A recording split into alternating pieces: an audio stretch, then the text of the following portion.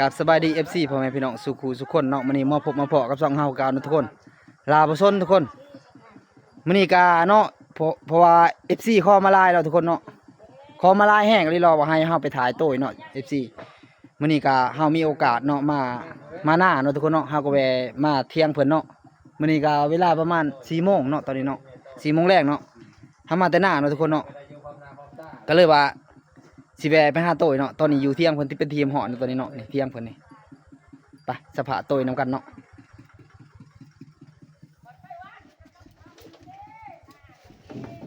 นี่โต้ยก็มีอ่ะเนาะสบายดี FC นะโต้ยสบายดีนะสบายดีนะไปเลยยังบ่แล้วเนาะบ่เล็กซี่เนาะเพิ่นอยู่ใกล้ๆโต้ยก่อนยังบ่แล้ว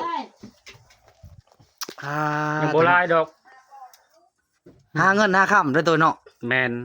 ตอนนี้ยามหายามหน้าบ่มีเวียกเฮ็ดเนาะแม่นแหละเพิ่นก็เลยว่าไปหาหัวชิดินนี่จักบ้านชุบเจ้าเอิ้นหัวไอ้ช่างนี่เนาะแต่บ้านอันน้องบัวน่ะเอิ้นหัวชิดินเนาะ FC เนาะนี่บาโต้ยชายา8ดอกนี่เนาะมาฮอดมาถึงเนี่ยนี่ตอนนี้เนาะเพื่อสิมีโอกาสมาหาเพิ่นนี่ยากเติบได้สิทางมันยากแม่นยังดอกเพิ่นอยู่หน้าเพิ่นอยู่ไห้อยู่หน้าเนาะอยู่หัวอยู่ชวนเพิ่นแหละตอนนี้เนาะมื้อนี้ก็เฮามีโอกาสมาเยี่ยมมายามเพิ่นเนาะมื้อนี้อยู่พร้อมหน้าพร้อมตาพร้อมหน้าพร้อมตานี่น่ะอันนี้นี่อยู่กับอายะแต่ว่าอายะเพิ่นบ่อยากว่าวเพิ่นน่ะเนาะเพิ่นน่าอายกล้องเนาะทุกคนเนาะอ้ายก็มีแต่บ่าโต้เขารอคือเก่าเนาะ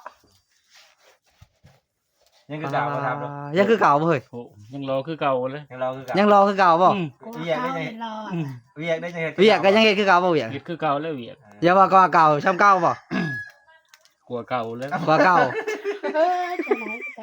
กว่าเก่ากว่าเก่าบ่ได้ฮะเวียกยังเฮ็ดอ่ะโจ